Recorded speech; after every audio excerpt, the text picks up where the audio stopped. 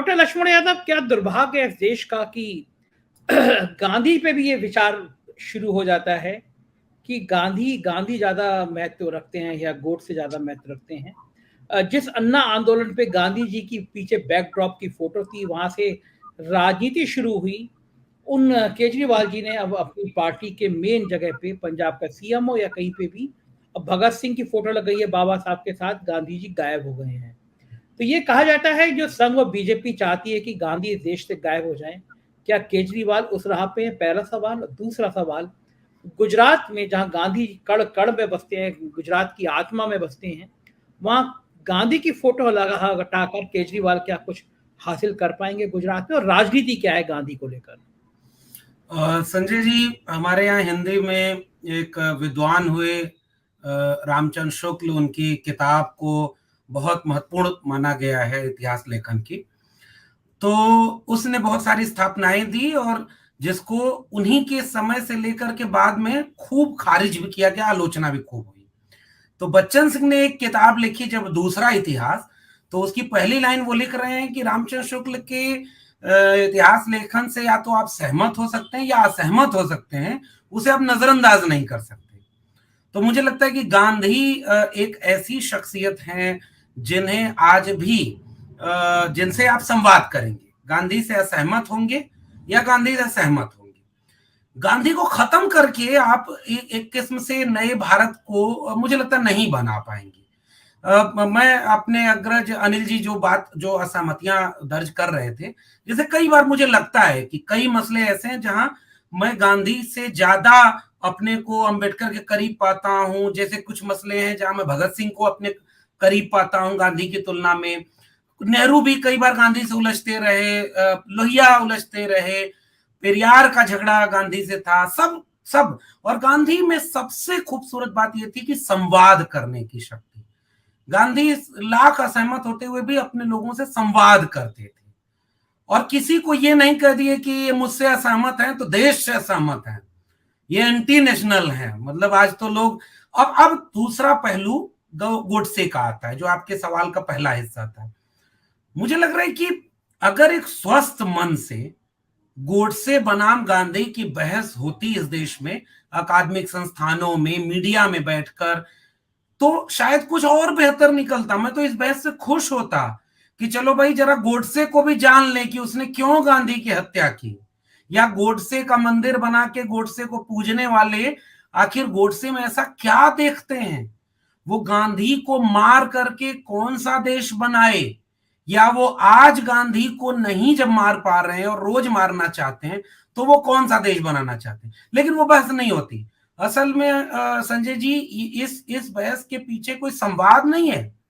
इस बहस में तो ये है कि एक वो कहानी सबके साथ चलती है कि इस लकीर को बिना काटे बिना मिटाए छोटी कर दो तो बगल में बड़ी लकीर खींचते।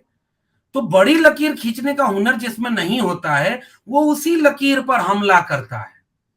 तो एक तो ये बात है। इसलिए मुझे लगता है कि इस आजाद भारत में, इसके बौद्धिक परिवेश में, इसके सामाजिक, सांस्कृतिक, राजनीतिक अतीत, वर्तमान, भविष्य को समझने के लिए आपको गांधी पर खुले मन से बात करनी होगी। और ये गोडसे को मानने वाले लोग सत्ता में भले आ जाएं, आप नेहरू के कद को एकदम मिटा करके, संभव ही नहीं है कि आप मिटा पाएंगे। मैं तो कई बार सोचता हूं कि ये जो आज वाले प्रधानमंत्री, ऐसा ही कोई प्रधानमंत्री नेहरू की जगह मिल गया होता तो जहां बड़ा आईआईएम और आईआईटी और एम्स है, वहां बड़े बड़े मंदिर होते, बहुत बड़ा बड़ा सब कुछ विशाल धार्मिक प्रतिष्ठान होता, तो ये देश आज कहां पहुंच गया होता। तो नेहरू की ये अहमियत को तो मैं कबूल करूंगा, नेहरू को दूसरी जगह जहां सहमत होऊंगा। गांधी के होने ने बहुत एक संवादी सहूलियत दी इस देश को। आप गांधी से विमर्श कर सकते थे, आप गांधी से बहस कर सकते थे। अंबेडकर गांधी से कितना बहस किए, और उसके बाद मुझे लगता है अंबेडकर से बहस करने का असर भी गांधी पर दिखता है। तो एक बात यह, इसलिए पहले सवाल के जवाब में संजय जी मुझे लगता है कि यह एक निम्न स्तर की राजनीति है जिसकी वैचारिक जमीन ही इतनी कमजोर है। वो गोडसे पर खड़े होकर के कौन सा भारत बनेगा।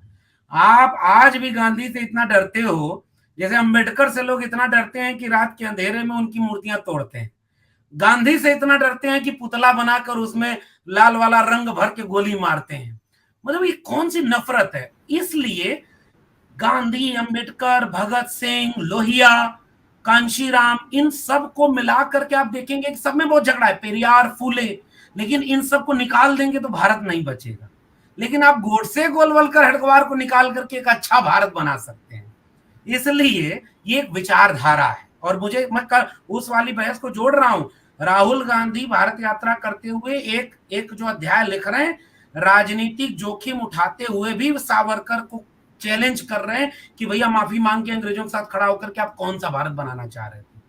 मैं इस राजनीति का स्वागत करता हूं। तो ये एक बात है, ये भारतीयता का नुकसान है जो लोग इस तरह की बहस कर रहे हैं। और गोडसे को मंदिर मंदिर बना करके कोई स्थापित नहीं होता, विचार बहस कद से होता है।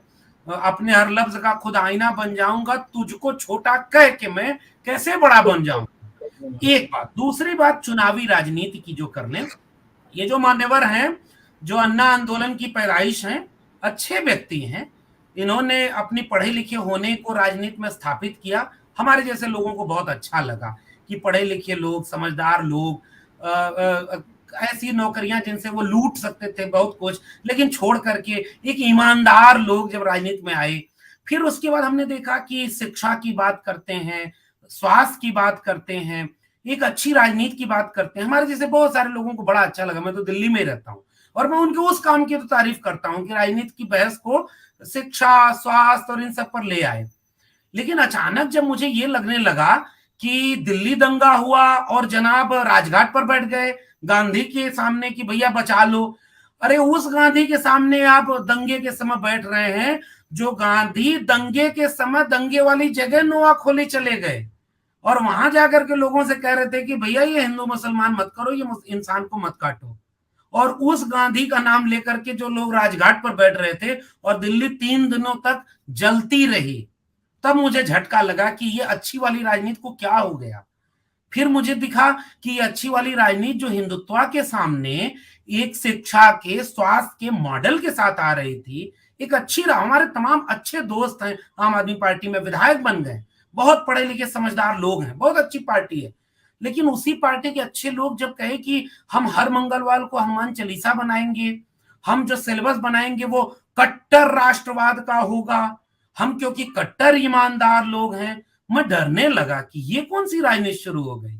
और फिर तीसरा चरण आता है, पंजाब में चुनाव होने को होता है और एक तरफ वो तस्वीरों में अंबेडकर होते हैं और दूसरी तरफ भगत सिंह। चलो मुझे अच्छा लगा कि गोडसे के दौर में, गोलवलकर के दौर में कोई अंबेडकर और भगत सिंह की बात कर रहा है, अच्छा लगा मुझे।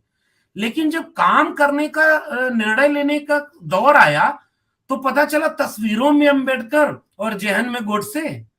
एक इनका मंत्री 22 प्रतिज्ञा जो अंबेडकर ने लिया था, ये और किसी की प्रतिज्ञा नहीं थी, वही अंबेडकर जिसकी तस्वीर उस नेता के पीछे लगी थी, 22 प्रतिज्ञा ले लिया तो इतना दबाव बनाया कि उनसे मंत्री पद छिन गया।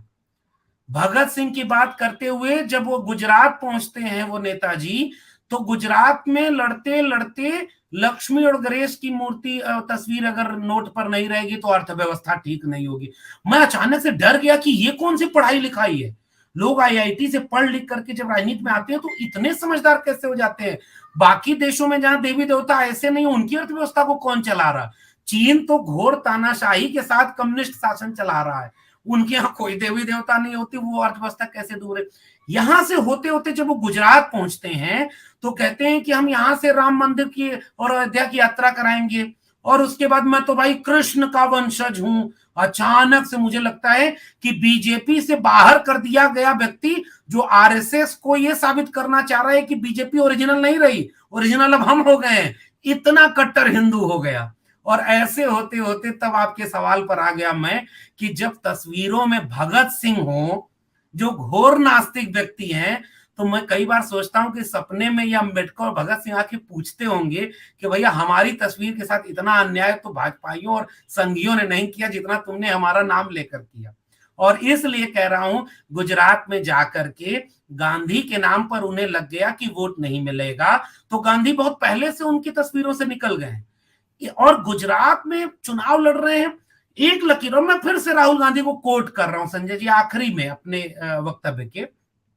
राहुल गांधी महाराष्ट्र में जाते हैं तो अंबेडकर को याद करते हैं, राहुल गांधी महाराष्ट्र जाते हैं तो बिरसा मुंडा पर कार्यक्रम होता है और वहां आदिवासियों को ये कहते हैं कि आदिवासी का मतलब ये होता है कि सबसे पुराने वासी इस भारत के, और इसलिए यहाँ के संसाधनों पर हक है। क्या राहुल गांधी को नहीं पता था कि मनमोहन सिंह के बयान पर कितना हमला किया था बीजेपी ने?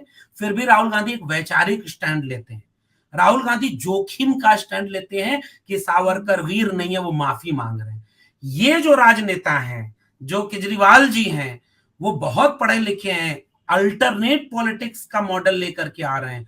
एक जोखिम ले लेते, थोड़ा कम सीट मिलती गुजरात में, थोड़ा कम वो होते, थोड़ा गांधी को याद करते, और ये कहते हुए याद करते कि भाई गांधी से मैं यहां सहमत हूं, यहां मैं लक्ष्मी गणेश को मानता हूं, गांधी को नहीं मानता, यहां मैं भगत सिंह को मानता हूं, गांधी को नहीं मानता। एक अच्छी बहस होती। और मुझे लगता है कि संजय जी इस समय इस देश को सीटों के गुणागणित से चुनाव जीतने या हारने वाले नेता की जरूरत नहीं है, वो काम बहुत सारे लोग कर रहे हैं।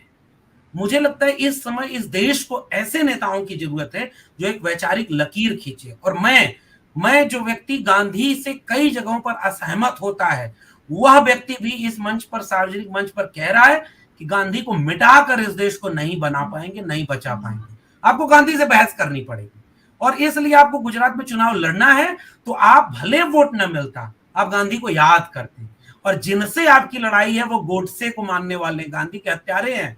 कितना अच्छा मौका था अंबेडकर पर 22 प्रतिज्ञा लेने वाले मंत्री पर, जब बीजेपी हमलावर हुई तो आप हमलावर होते कि तुम अंबेडकर को मानते हो कि नहीं। वैसे ही गुजरात में खड़े होकर अगर वो नेता खड़ा होकर कहता कि गुजरात पर, गांधी की जमीन पर मैं कह रहा हूं कि आप गोडसे के नाम पर देश चलाएंगे या गांधी पर, मुझे लगता है एक वैचारिक लकीर खींचती, चुनाव भी अच्छा होता, देश के लिए अच्छा होता। लेकिन अफसोस संजय जी, ऐसा कुछ भी नहीं हो रहा है। जो राजनीति को बदलने चले थे वो राजनीति के शिकार हो चले। शुक्रिया। जबरदस्त आज आपने लक्ष्मण जी बातें कही, मन नहीं कर रहा था कि आप खामोश हो, लग रहा था आपको सुनते रहें।